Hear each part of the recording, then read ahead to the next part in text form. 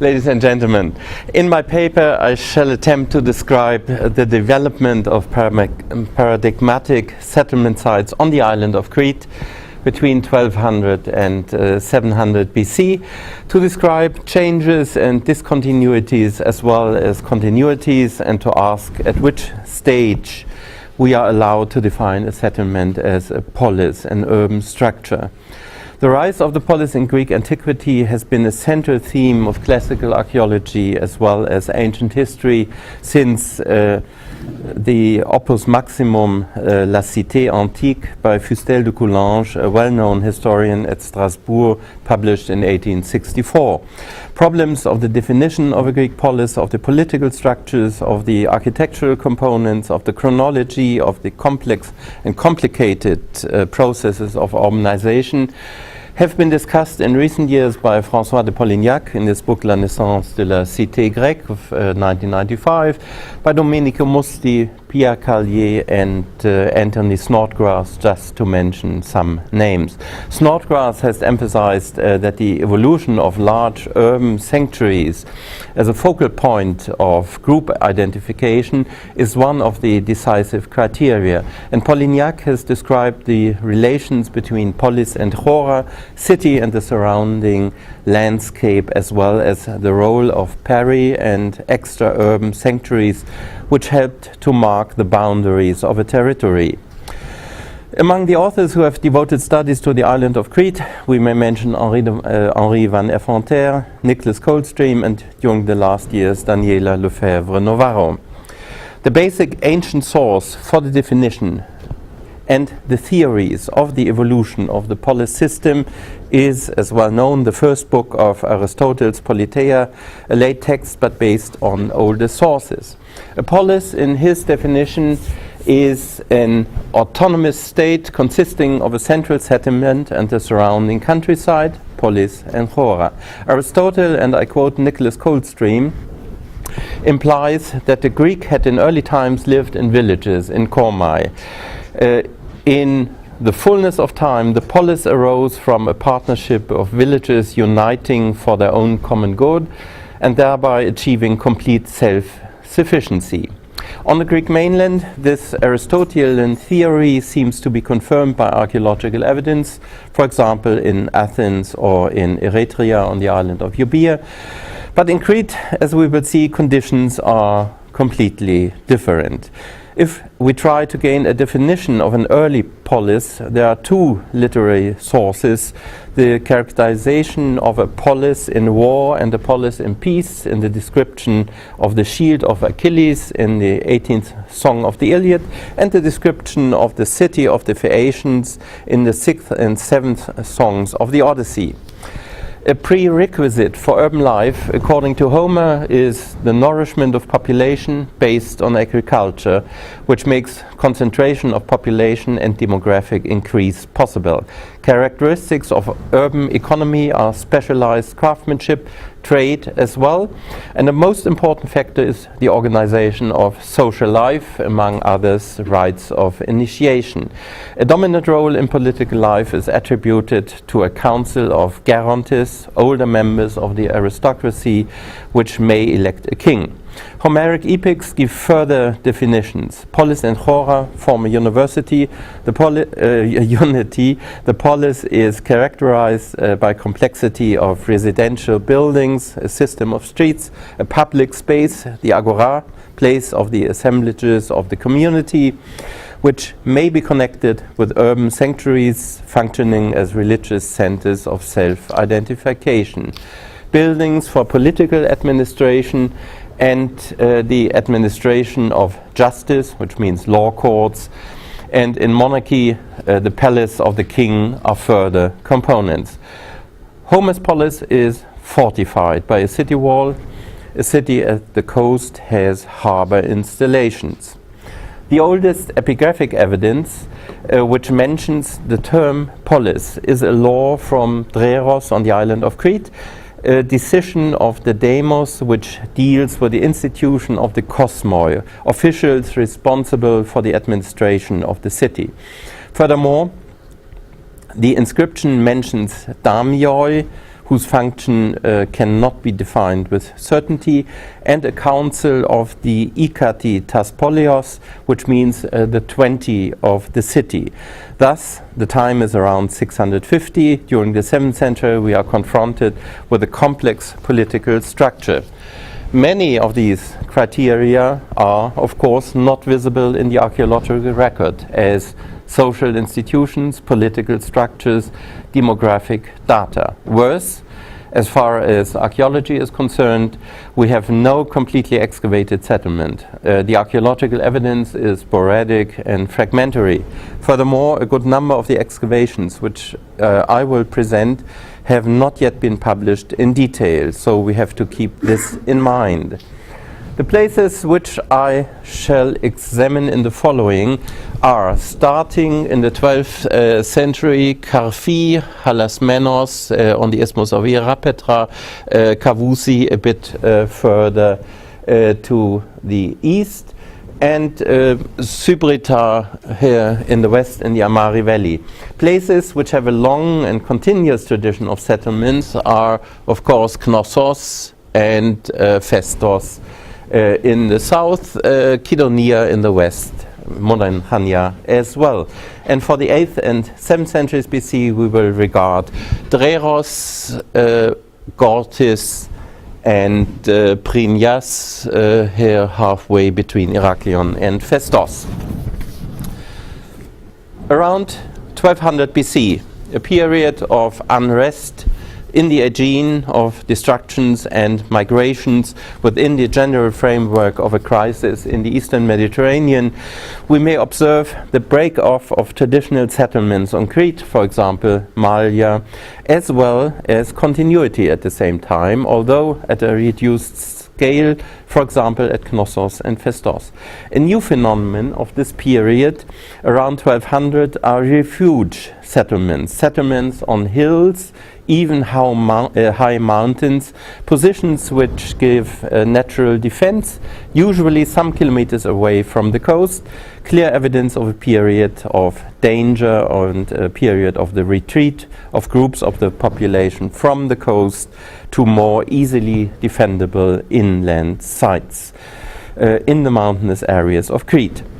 An extreme example is provided by the large settlement of Karfi, which is situated here approximately at the northern periphery of the Lasiti Mountains, at a height of 1100 meters above sea level, isolated by snow and ice in winter.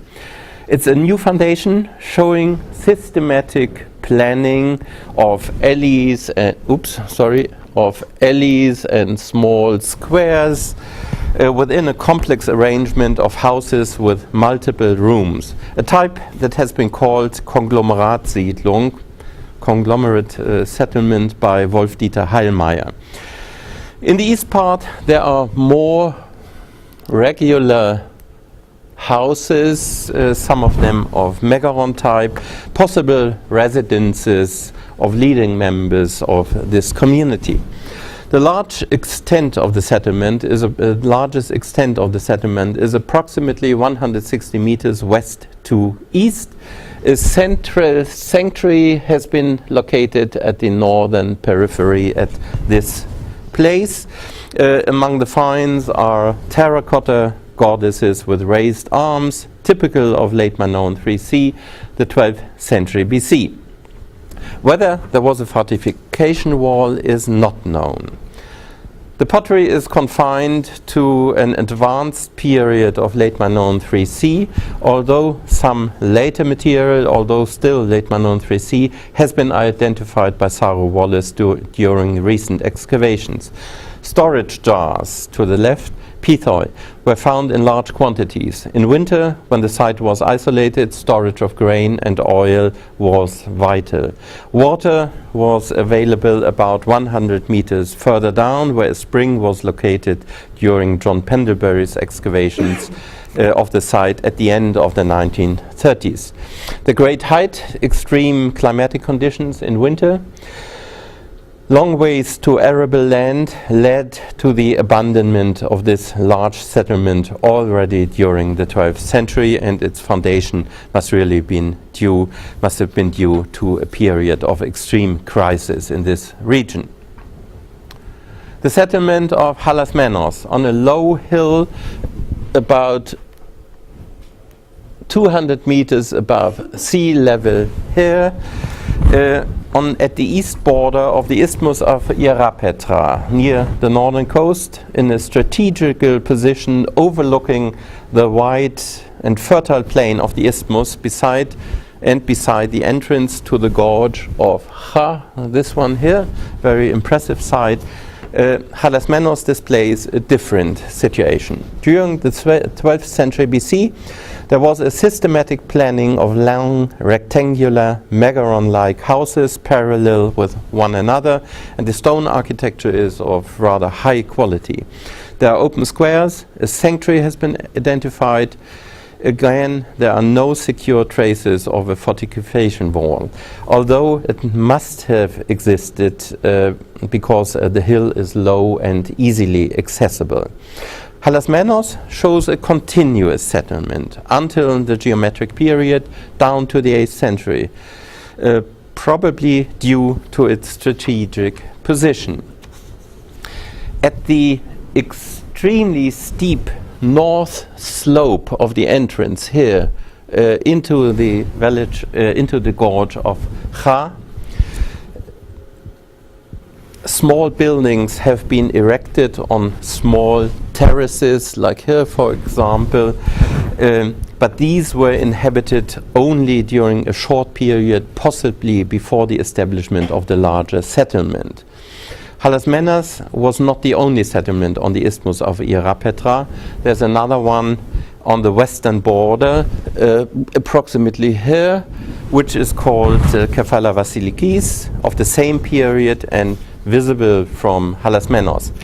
At Kefala, only a temple embracing several rooms, some of them with benches and hearths, have been systematically explored by the Greek Archaeological Service. It is a forerunner of the later typical Cretan hearth temples of the 8th and 7th centuries BC.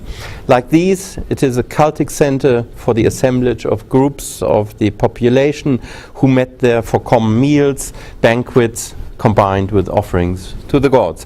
The slide illustrates some of the pottery from Halasmenos.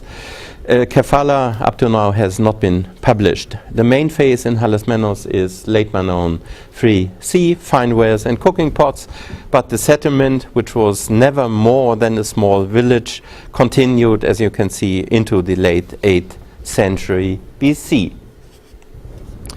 Quite a different type of a contemporary settlement is offered by the settlement of Ronda at Kavusi. On a low hill about 300 meters above sea level, inhabited only during late Manon 3C. It is a settlement of scattered, multi-roomed houses of irregular plan, a type of settlement called Einzelhaussiedlung by Hallmeier, a settlement of single houses. There is a communal shrine at this place. A large rectangular cellar with an anteroom, a room with benches and a hearth, again an early manifestation of a hearth temple. A cemetery of small tholos tombs is positioned directly to the north. In Kafi, the tombs are at a lower level of the hill, approximately 30 minutes of walking away. The slide gives one of the houses with central hearth, and below one of these small typical tholos tombs of the period, as well as a selection of typical pottery types of an advanced late Minoan 3C date. As I said, Vronda was not inhabited in later periods. Altogether, 3 settlement sites have been identified at Kavousi. This here is Vronda, the other one Azoria, and there was a settlement on top, on the settle of this hill at about 700 meters in height. This is Kavousi Castro. It's about 2 hours to walk from Vronda up to Castro, but nevertheless the place was inhabited from late Minoan 3C into the early Orientalizing period after 700 BC. Was probably the residence of a small aristocratic group in a well-defendable position, and they all had a separate small sanctuary on top of the hill. On the right I show one two-room building of the 8th century date, very well built, with even architecture of columns in the main room. A successor of Castro was the settlement on the low conical hill of Azoria, dating to the 7th to 5th centuries. Residential areas are arranged on terraces around the hill, as well as typical communal buildings of the archaic Cretan society of this time. Foremost, a communal dining room with benches, with a hearth and an altar here. That's the photograph of this situation. Nevertheless, Azoria did not develop into a polis. The place was abandoned during the 5th century BC, possibly due to the rise of more successful and more powerful neighbors like Dreros and Irapetna. Better evidence for the transformation of a small Bronze Age settlement into a classical polis may be illustrated by the structures unearthed on the Acropolis of Sybrita, a hill which dominates the central part of the fertile Amari Valley, the Amari Valley which divides the White Mountains in the west from Mount Ida in the center of the island. The place has been investigated by an Italian-Greek mission during the last years. Settlement starts with scattered houses of late Minoan 3C date, one of these structures here. And during a long following period, from the end of late Minoan 3C to Proto-Geometric B, which means from the 12th to the 9th century BC, the area changed its function. A large number of pits, here in the slide, a large number of pits dug into the rocky ground contained charcoal, burnt animal bones, pottery, especially drinking vessels, and terracotta figurines. This must have been an open ritual space where participants of offerings and following cultic meals have assembled, afterwards deposited the animal bones and the vessels, and so on. Although we have no trace of an altar or temple, it probably was in the beginning a cult in the open air. The situation changes at the end of the 9th, the beginning of the 8th century BC.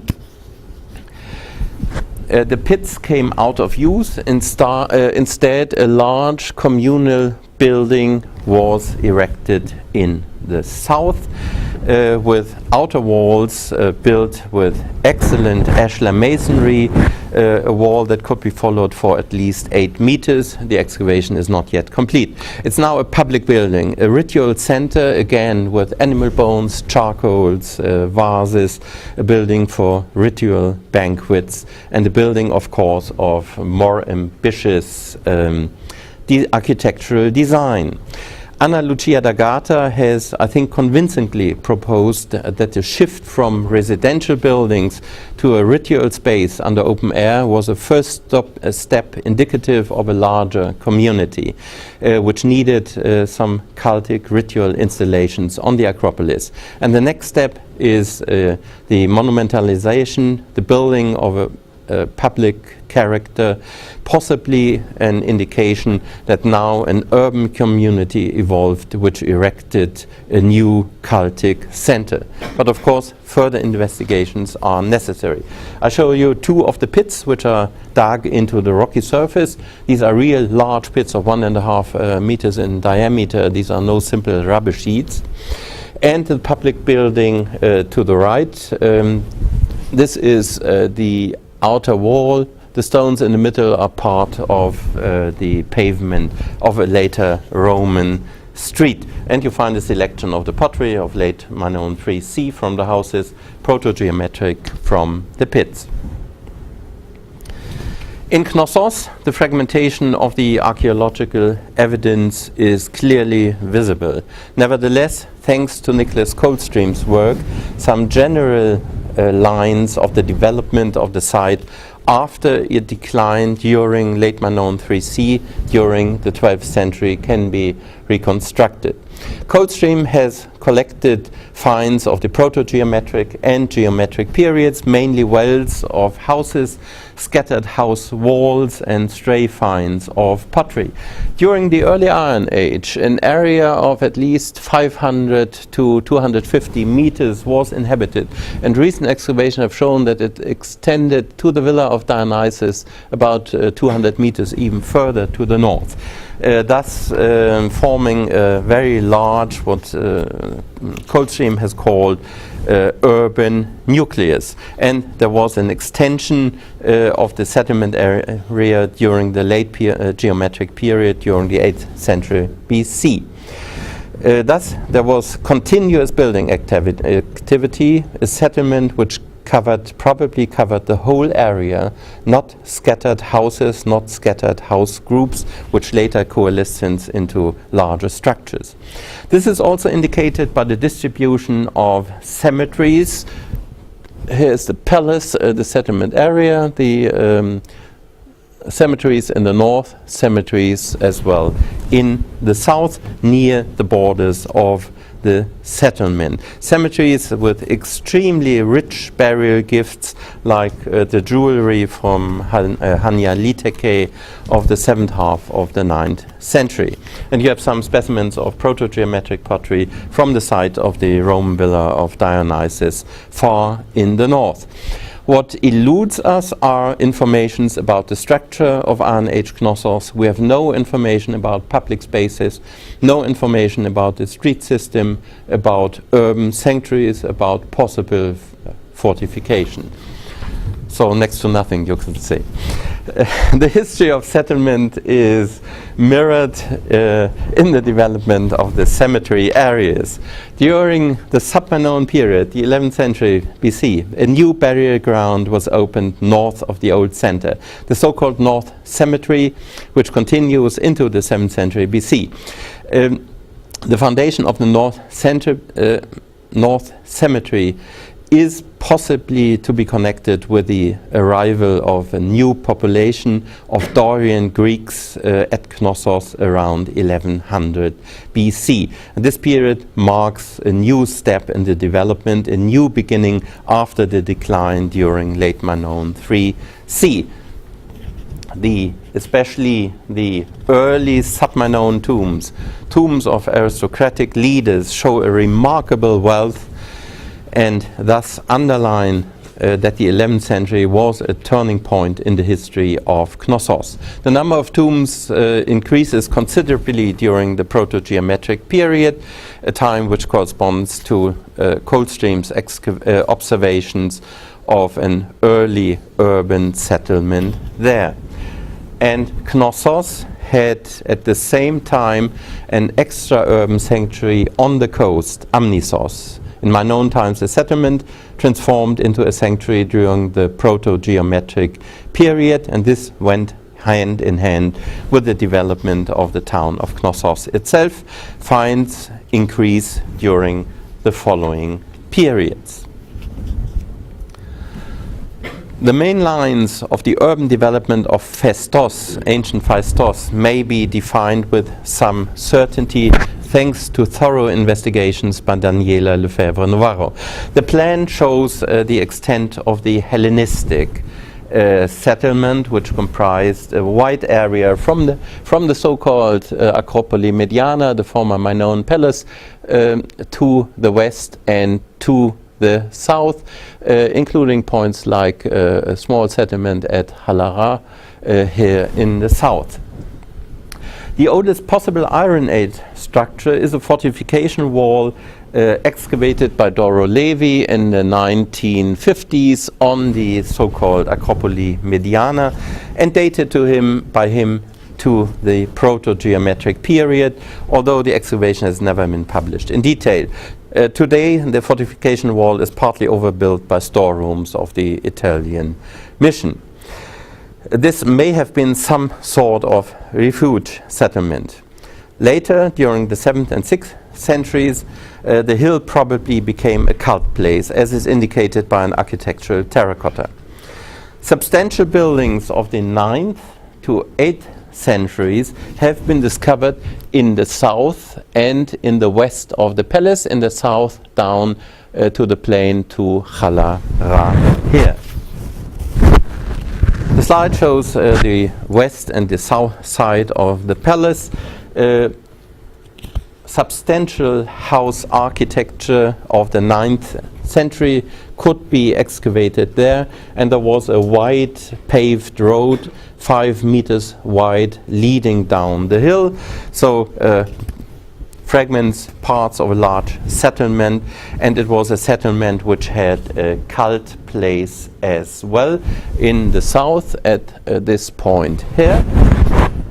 The cult place underneath the 7th century so-called Temple of Rhea, which according to Nicholas Kutza is more probably a sanctuary of the goddess Leto. The cult goes back to the late 9th, 8th, early 8th centuries BC as fragments of bronze shields comparable to those from the Idaean cave of Zeus indicate. The monumental temple itself was built during the 7th century, probably mid of 7th century. Just as Knossos, Festos has established peri or extra-urban sanctuaries in its hora. One of them is the so-called Piazzale dei Sacelli above the Minoan and Mycenaean remains at Agia Triada, placed 3 kilometers away, with rich finds of terracottas as bronzes, many of the proto-geometric B period, the same date as the substantial buildings around the former Minoan palace. The 2nd century is Komos, a Minoan harbor of the palace of Festos in the Bronze Age, a sanctuary site in the early Iron Age with first structures of shrines of proto-geometric B date 2nd half of the 9th century. One of the shrines is characterized by 3 uniconic baityloi plus Phoenician pottery. It probably was the cult place of Phoenician seafarers who visited South Crete. I have discussed Komos on Friday afternoon. To conclude, in Festos we may see an early urban structure, residential areas, systematic system of streets, and a central cult place during the 2nd half of the 9th century BC, contemporary with the establishment of larger sanctuary sites at Agia Triada and at Komos. The erection of a monumental temple of Rhea or Leto illustrates a later enlargement, probably not only of the sanctuary, but of the settlement as a whole. As Knossos and Festos, Kydonia, modern Chania, was a Minoan center and was continuously inhabited during the early Iron Age.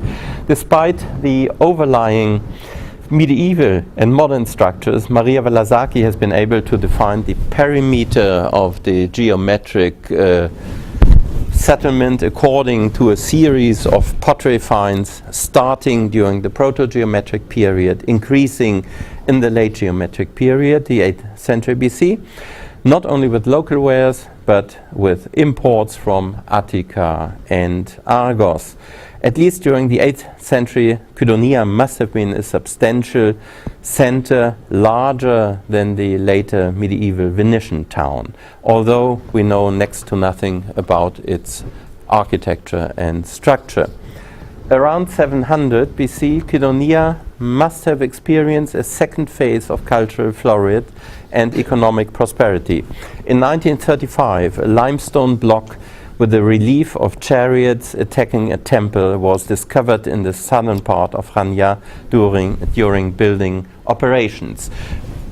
This is the horse of the chariot, temple with the cult statue, and this is a reconstruction. The whole block must have been about 2 meters in length originally. 80 centimeters approximately are preserved. And this relief must have adorned a temple building, a new monumental cult center of a flourishing community. It's datable to by its style to about 700 BC, and it's one of the earliest monumental stone sculptures in Greece. I shall comment briefly only on Dreros. Excavations by the École Française d'Athènes are going on, and they have brought some new results. There are no Bronze Age remains. We do not know very much about the 10th and 9th centuries BC. A decisive step in the history of Dreros was the erection of a temple, a hearth temple, during the second half of the 8th century, a temple whose statues have been found in situ, and they are late geometric in style. They are not later, as sometimes has been supposed. The temple is situated in the saddle between the two Acropolis hills. It is, by the way, the oldest first millennium hearth temple in the island, which again was used according to the osteological material discovered there for groups of the population which gathered there for ritual banquets. Spiridon Marinatus, the excavator of the temple, which is, as I said, situated in the saddle between the two hills, believed that the neighboring agora was built at the same time, temple site and agora. That would have been the first central public space in a Cretan city. Unfortunately, the ongoing new French excavations have unearthed nothing that is earlier than the Hellenistic period.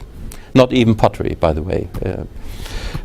But inscriptions of the 7th century city laws of Dreros, as I have shown it at the beginning, have been found on the stones of the temple. So the agora cannot have been very far away. Perhaps it was only a place without any monumental architecture at this early period.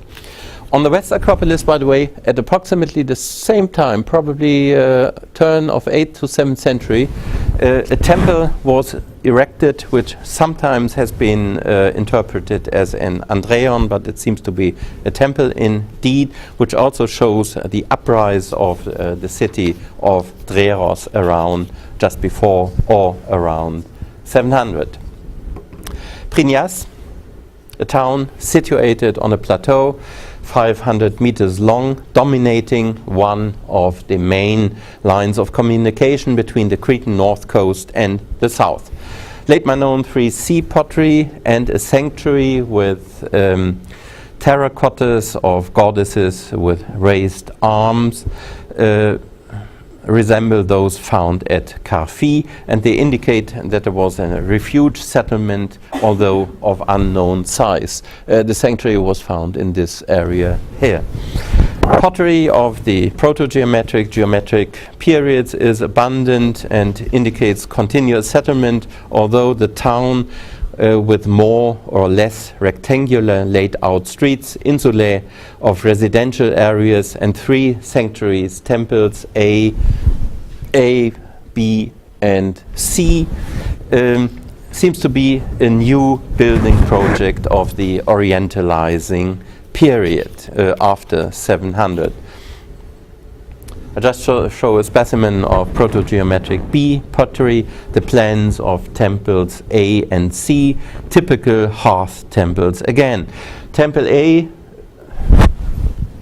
this one here, is of special importance because it was richly decorated with relief sculpture of the Middle Daedalic period around 650 BC. There are two statues of enthroned goddesses on a block decorated with friezes of grazing deer and lions, as well as female figures at the bottom. There's a frieze of young warriors on horses and a naked goddess at the entrance of the temple.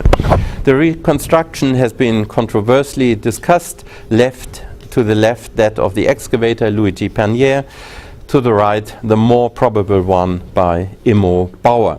Prignas, by the way, even the ancient name is unknown, was abandoned at the beginning of the 6th century. The territory possibly was integrated into the Hora of Gortys, the most powerful neighbor. A very difficult case is represented by the early history of Gortys in the Mesara, the later Roman capital of Crete. Despite investigations by Giovanni Rizza, Nunzio Allegro, Matteo da Cunto, Francesco Lippolis and others. Important for us are the mountains of Prophetes Elias with traces of late geometric settlement, as well as the hill of Aios Ioannis to the west, which became later the Acropolis of Gortys. And then please look at the plain here. There's a early temple of Apollon Pythios.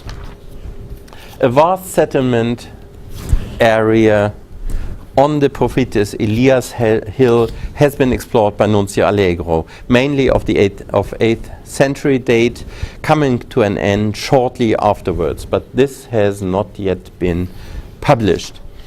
On the Aios Ioannis hill, Giovanni Rizza in the 1950s has located a late Minoan III settlement, only some small parts of the houses, which was possibly fortified.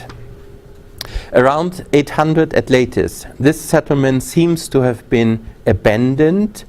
The hill was transformed into a sanctuary, which is documented by a rich series of terracotta votives.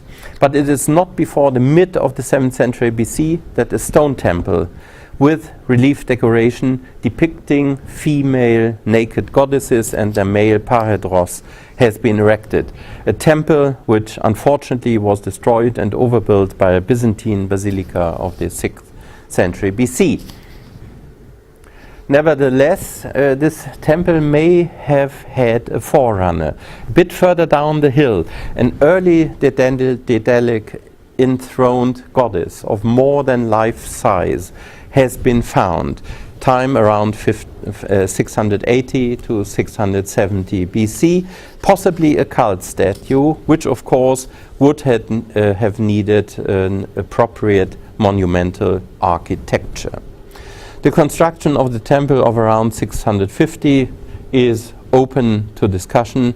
Rizza has proposed a long hearth temple with the entrance with the relief decoration at the end, at the front walls, and two statues or high reliefs of sphinxes here.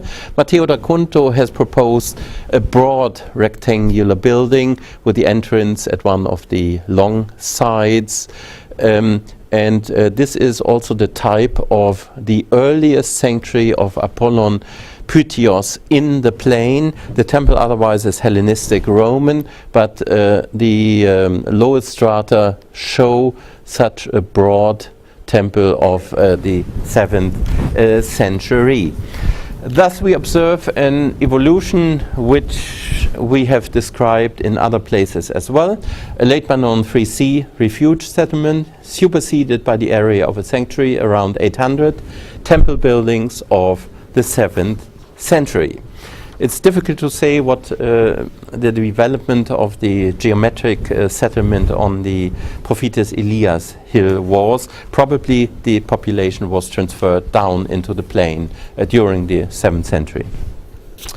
As my last paragraph, I shall discuss whether the rise of urban structures during the 9th and 8th centuries BC, which we have observed in several sites like Knossos, there even earlier perhaps, Infestos, Sybrita, corresponds to similar developments in prominent Cretan sanctuaries. The best starting point is the cave of Zeus on Mount Ida, one of the largest Cretan caves, the entrance 25 meters wide, with a stone altar in front. The cave overlooks the Nida high plain and is situated at a height of 1,350 meters, approximately above sea level.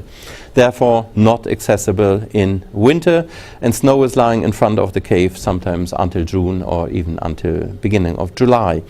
Classical tradition, like Platon's Nomoi, connects the sanctuary with Knossos.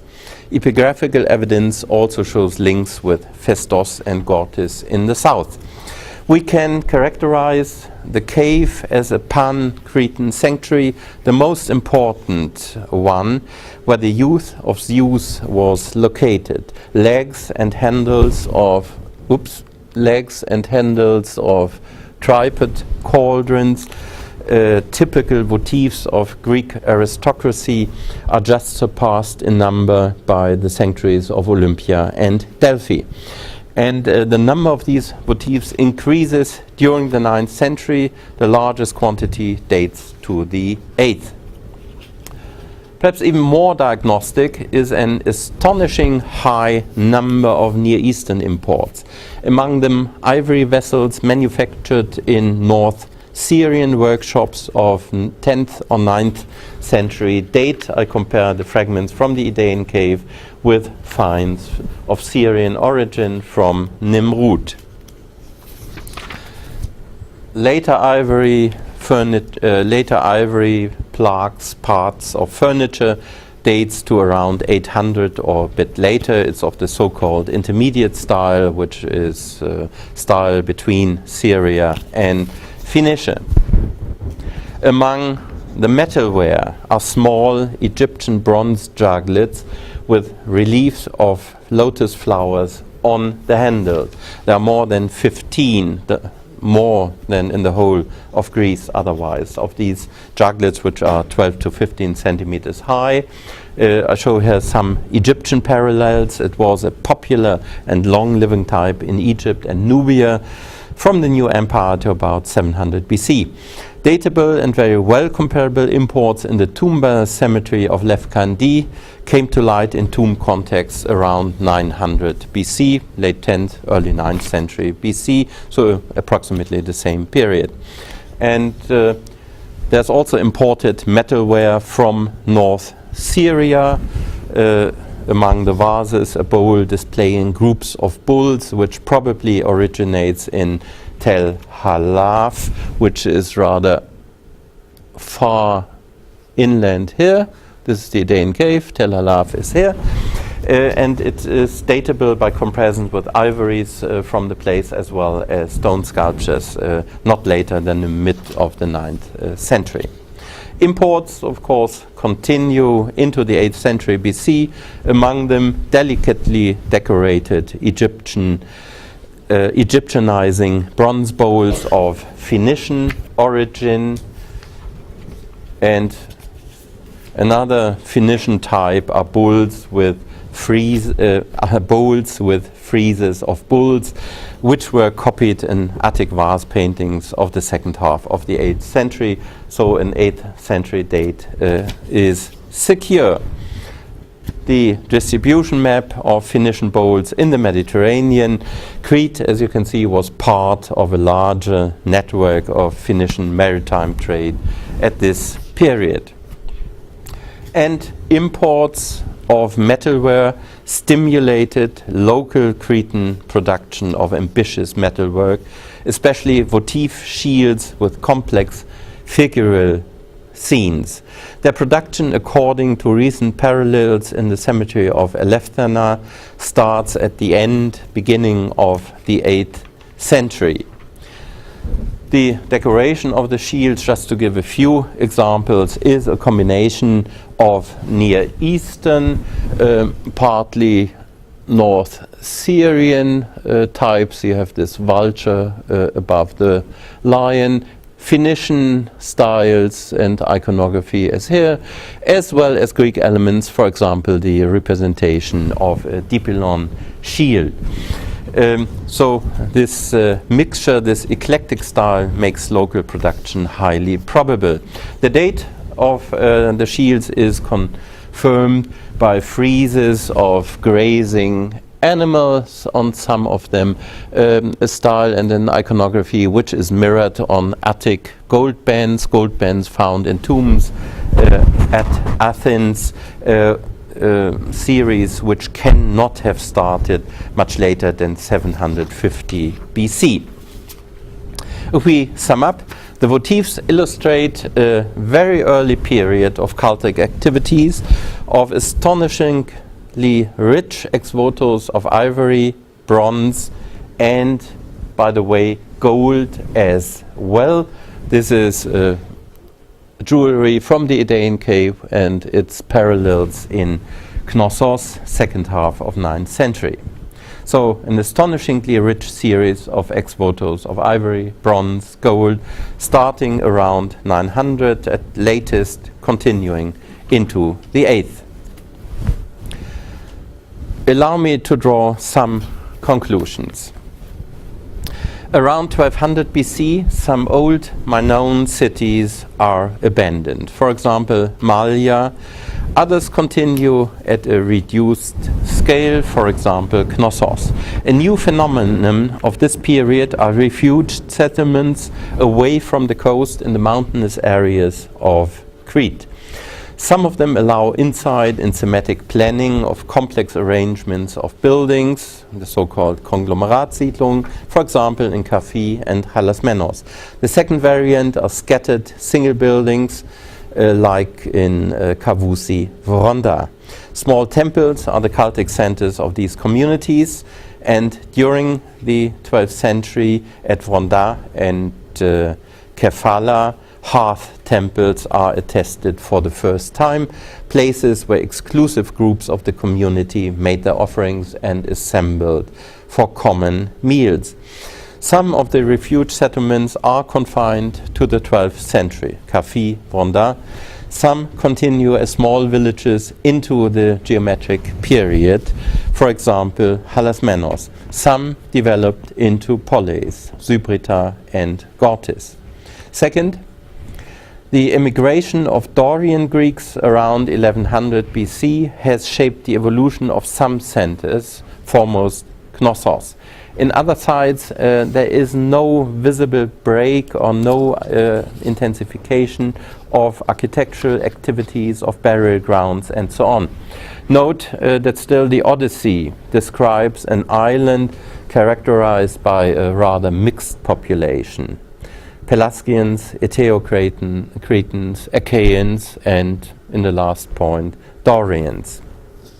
Third, in Knossos, Festos, and Zybrita, we may observe an extension of the settlement areas, the establishment of new religious centers during the late proto-geometric and proto-geometric B periods, which means late 10th and 9th centuries BC. Religious centers are in the sites themselves as well as in the Chora. Knossos and Festos, old Minoan sites and centers, are expanding. In Zybrita, which in the beginning may be classified as a newly founded refuge settlements of the 12th century, the Acropolis evolves into a large ritual area, which a first monumental building at the end of the 9th century BC. And this period, generally speaking, 9th century, seems to be a crucial phase. The evolution of what we may call either early urban or proto-urban structures, at least. The more important sites at this time took part, as we have seen, in the cult of Pan-Cretan sanctuaries, as, for example, the Idaean Cave of Zeus documents very well. Fourth, the second half of the 8th and the 7th centuries BC are a period of consolidation and monumentalization, characterized by monumental temple architecture, partly with sculptural decoration. In Dreros during the 8th century, in Kydonia, Chania around 700 BC, in Gortys probably in two phases at the beginning and more clearly the mid of the 7th century, in Festos and Prinias around the mid of the 7th century. This period must have been a phase of economic prosperity, which is not only mirrored in public building activities, but also in another innovation in the evolution of monumental art, monumental stone sculpture on the island of Crete. Please remember that Crete, beside the Cyclades, was the region which decisively contributed to the origin of Greek bronze and stone sculpture. And in Crete, the beginnings go back into the second half of the 8th century. For example, a stone head, half life-size, must be late geometric from Amnisos. The statues from Dreros, the largest one, 80 centimeters in height, are also late geometric. And then follows, of course, the series of early Daedalic, more than life-size, enthroned goddess from Gortys, Sphairellata bronze statuettes of Cretan origin found in Olympia, the larger ones probably 1 meter 50 centimeters height, parts of the face, parts of the coiffure preserved, and of course our rich finds of the middle Daedalic period after 650. I only take the well-known Dame d'Auxerre as an example. Processes of synoikismoi, which means Aristotle's model, the concentration of the population of komai, of villages, in a newly founded center, is not well attested in the archaeological record.